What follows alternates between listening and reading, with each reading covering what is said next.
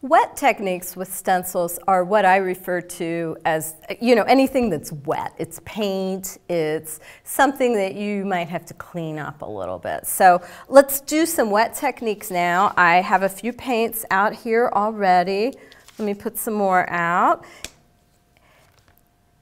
And then I will show you how I use paint on a stencil.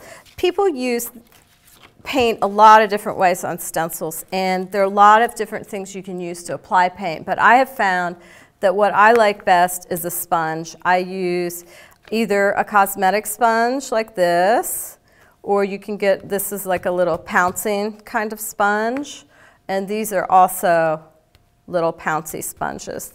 Then you can find these things in any of your local craft stores. I find that I go so often to the cosmetic sponge. So as a general rule, when you're using a stencil with paint, you just don't need much paint. This is the mistake I see people making over and over. So you'll see I've put the paint on and then I kind of like dabbed it off. That is the best way to work.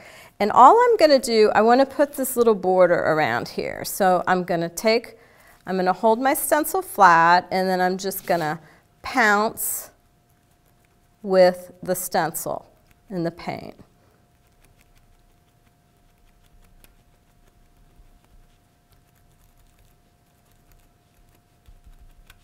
And I'm going to grab a little more paint as I need it. And just pouncing. Pouncing is a good action to think of with a stencil, an up and down pounce, because this way the paint is less likely to kind of mush underneath the stencil. It'll stay where you want it to be. Okay, so I think I've got a pretty decent coverage on here, and pull it away, and then I have my design. And what I wanted to do was make this consistent with the back of my book where I put it back there, so you can see. And I got a little putsy down here, but that's okay because I'm going to collage over that later. And I think it was from the underneath part anyway. So this is how you would use acrylic paints if you're just going to use them straight to stencil. If you're making a painting, a mixed media piece, or working in your journal, you can use a sponge. I think it's going to be much easier to control than a brush is. All right, so let's say you want to use a rubber stamp pad and stencil in your journal. Now, as obvious as this might seem, I pick up the paint with the sponge. That seems obvious. I didn't used to do it that way.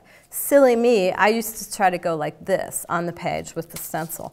Guess what? That does not work right, and it creates a big old mess. So you want to pick up the paint with your sponge.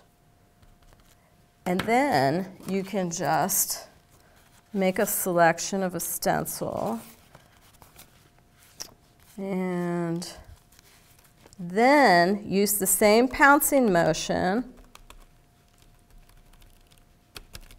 And once again, you notice I'm only using parts of these stencils. I just like this more random appearance, and then just put some little parts down there and come up here.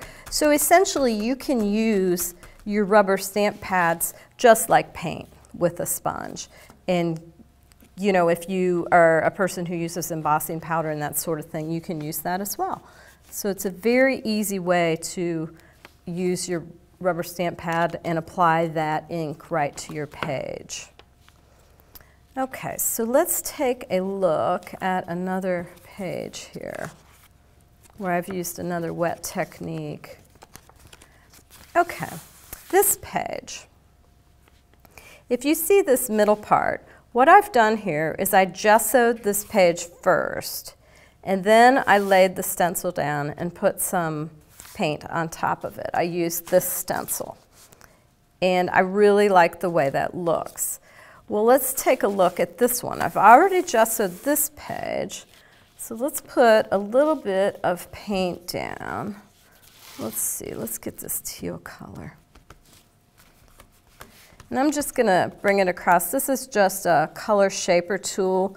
Kind of acts like a brush, but I like it because you can sort of see how that's moving that paint in different ways. I just think that's super cool. So I've got my color down. Now I'm going to lay my stencil on top, and I'm going to get a baby wipe. And it's going to pull up this color in the design of the stencil.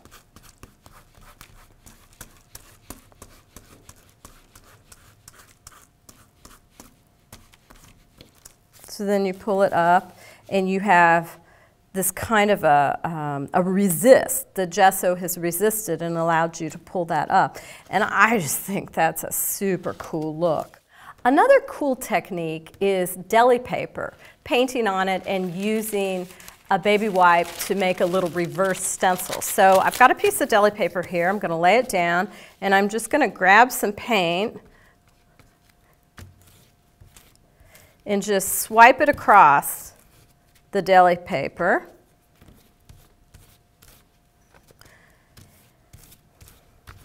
You got to kind of move, I don't want to say super fast, but you don't want to dilly-dally around too much with this because it'll dry down. Okay, so I've got my paint on there. I'm going to grab my stencil, lay it on top, and then I'm going to just get a baby wipe. And I'm going to wipe away.